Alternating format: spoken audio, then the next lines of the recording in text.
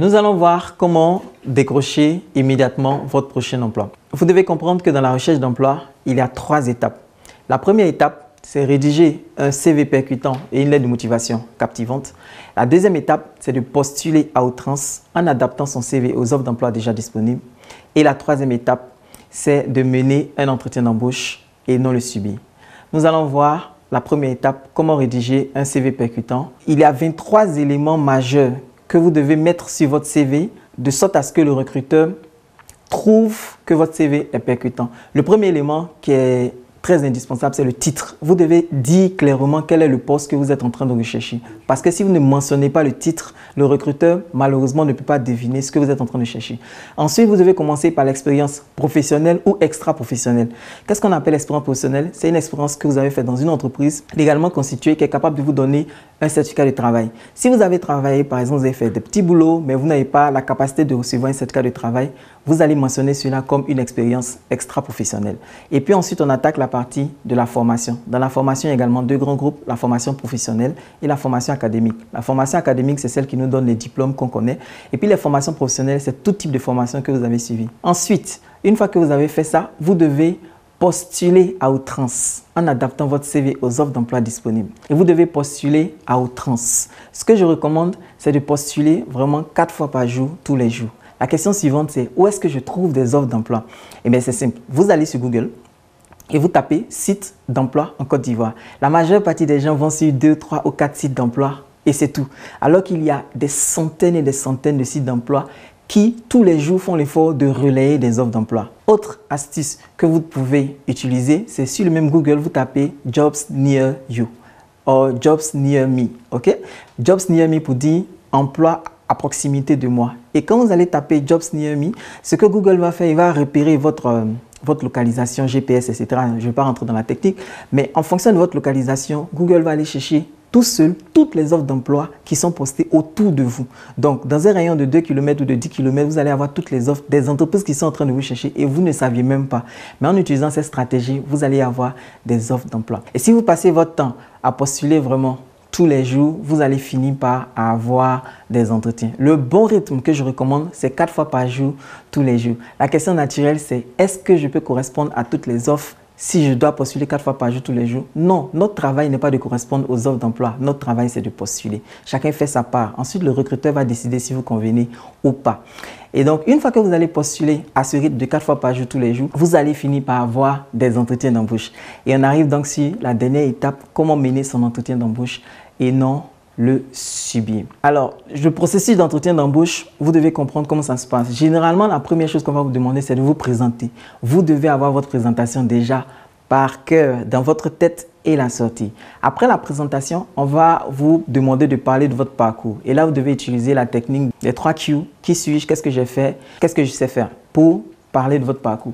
Ensuite, le recruteur va arriver avec des questions pièges. Il faut connaître toutes les questions pièges et il faut déjà avoir les réponses à ces questions pièges. Si par exemple, vous faites face à un cas de moralité, vous constatez qu'un collègue détourne de l'argent, comment vous réagissez? Premier ici, vous ne dites rien, ce n'est pas votre problème.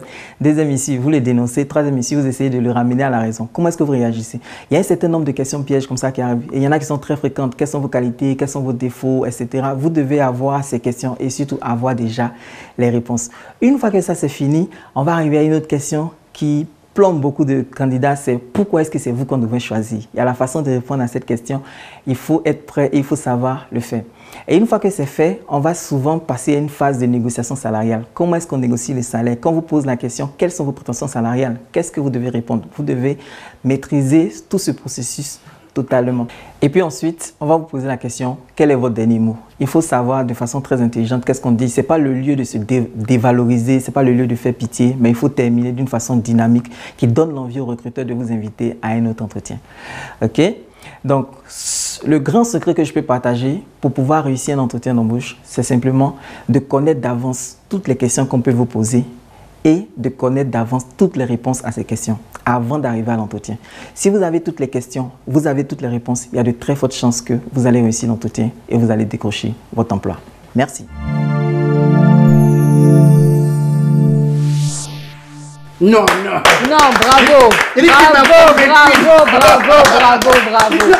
Coach, merci. J'ai douté un peu, mais quand tu es pas dit c'est arrêté là-bas, au plus tu as détaillé seulement. Les gars, lui, il a arrêté au plus fait comme ça. Il y a longtemps, il est là comme ça, mais il ne connaît pas les secrets. Non, mais c'est vraiment incroyable parce que tout a été dit concernant la recherche d'emploi. On a tout reparcouru. Les téléspectateurs, je suis persuadée, étaient scotchés. Je regardais Mademoiselle Touré et je l'observais également. Mademoiselle Touré, il a dit quelque chose. Quand on cherche un emploi, il y a une chose que vous devez savoir faire. Vous présentez en 3 minutes, on vous écoute. Alors, je me nomme Touré Marie-Émilie. Je suis en Master 2 en droit des affaires. Je suis travailleuse, rigoureuse. Si vous acceptez de m'employer, vous aurez à vos côtés une personne de confiance, une personne organisée et travailleuse. On applaudit Mademoiselle Touré. C'est de ça qu'il s'agit, être prêt tout le temps, n'est-ce pas, coach? Effectivement, c'est une très bonne présentation. On a la première partie, qui suis-je? Okay. Ce qui a manqué dans la présentation, c'est qu'est-ce que je sais faire? Parce que le recruteur va se focaliser également. Vous avez parlé des trois Q. Qui suis-je? Qu'est-ce que j'ai fait? Qu'est-ce que je sais faire? Qui suis-je? Qu'est-ce que j'ai fait? Et qu'est-ce que je sais faire? Vous devez être capable de répondre à ça chez vous. Moi, je dirais même 4. Et qu'est-ce que je peux faire? Mademoiselle Touré, est-ce que tu peux pousser la chaise? Oh. Ça, par contre, je ne peux pas. Oh, il y a des patrons qui vont t'essayer comme ça. Mettez ça dehors. Alors, je ne pense pas qu'on demanderait à Mademoiselle Touré de déplacer cette table. Mais il y a tellement de questions pièges, comme l'a dit coach Vincent. Alors, les questions pièges, comment est-ce qu'on les détourne? Effectivement, le recruteur va vous poser des questions pour tester votre compétence et vos qualités sur certains points précis. Je vais utiliser l'exemple que j'ai utilisé dans ma présentation tout à l'heure. Vous faites face à une situation où vous avez un collègue qui fait des malversations financières ou différentes et vous constatez cela. Quelle est votre réaction? Première réaction, vous ne dites rien parce que ce n'est pas votre travail de chercher qui fait bien son travail dans l'entreprise. Deuxième réaction, vous essayez de discuter avec lui pour le ramener à la raison. Troisième réaction, vous le signalez immédiatement aux ressources humaines. Quelle est votre réaction? Je le signale immédiatement aux ressources humaines. Ah oui. Pourquoi? Parce que dans un premier temps, ces actions peuvent jouer sur, comment dire, sur l'entreprise. Et si il te donne, dès que tu l'as vu, il dit tiens pour toi un peu. Voilà. tu vas prendre un peu avec lui. Non, je vais dire franchement. Parce que je suis une personne honnête de nature. Et je vous ai dit tout à l'heure que j'aime la justice. C'est pour ça que je fais le droit. Donc, automatiquement, je le dénonce. Elle est déterminée sur je dénonce. Alors, effectivement, c'est... Verdict, est-ce que c'est la bonne réaction? C'est la bonne réaction. Ouh, je pense que bravo! On applaudit l'invité. Si c'était moi seulement, c'est qu'ils m'ont saisi. Parce que c'est très important. Ça demande de l'assurance, ça demande de la force de caractère. Et le recruteur se dit, voici quelqu'un sur qui je peux compter. Excellent. Okay? Si j'ai quelqu'un qui n'a pas beaucoup d'expérience et qui est honnête sur qui je peux compter, et j'ai quelqu'un qui a beaucoup d'expérience mais qui loupe cette question, il y a de fortes chances que je prenne celui qui réussit cette question plutôt que celui qui a 1000 ans d'expérience. Parce que c'est quelqu'un sur qui je peux compter. Tout à l'heure, coach a parlé déjà des expériences professionnelles. Alors, j'ai vu le CV que vous proposez. Vous avez mis en haut titre du poste et en bas nombre d'années d'expérience. Pour moi, jeune diplômé qui n'a aucune expérience professionnelle mais qui désire travailler, comment faire pour que le recruteur me choisisse? Très bien, c'est une très bonne question. Ce que vous devez comprendre, c'est que le recruteur n'a pas tout le temps besoin des gens qui ont de l'expérience. Ça dépend de quelle est la tâche que vous devez venir réaliser dans l'entreprise. Si c'est une tâche basique qu'un débutant peut faire, on n'a pas besoin de quelqu'un qui a de l'expérience. Donc nous tous ici, qui avons déjà travaillé, on a travaillé sans expérience. Donc ça veut dire que tout le monde peut travailler sans expérience. Quand vous n'avez pas d'expérience, vous avez tout ce qu'il faut pour commencer à avoir de l'expérience. Ça veut dire que tu n'as pas forcément besoin de connaître les rouages. Les rouages, du FC rouage. Maintenant, si c'est pour une fonction de contrôle, une fonction de supervision, une fonction de management, une fonction de consultance, on ne va pas aller chercher un débutant. Et le débutant ne doit pas être frustré parce qu'on ne le prend pas pour le mettre sur de tel poste. Parce que si on te prend, on te met sur de tel poste, on va te virer pour faute lourde. Donc il faut comprendre que ce n'est pas tout le temps nécessaire.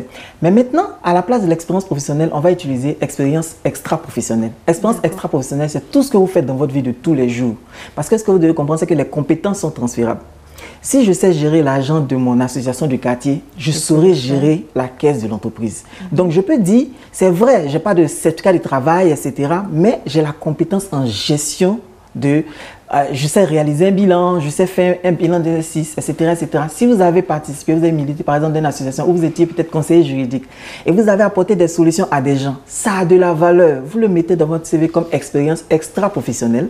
Vous quantifiez, mais ça fait 2 mois, 3 mois, 6 mois. Vous le mettez sur votre CV et le recruteur se rend compte que tiens, elle n'a pas encore travaillé de façon formelle, mais elle a déjà pratiqué le métier. Elle a un amour qui est clair, montré, vérifié sur son CV. La grande erreur, c'est que tout le monde se dit, ah, comme je n'ai pas travaillé, je ne sais rien faire. Non. Effectivement. À moins que tu sois dans un coma, couché sur un lit, tu fais des choses. Et ce que tu fais, ça a de la valeur et tu dois pouvoir le valoriser sur ton CV. Et tu dois réussir à le retranscrire donc dans le CV.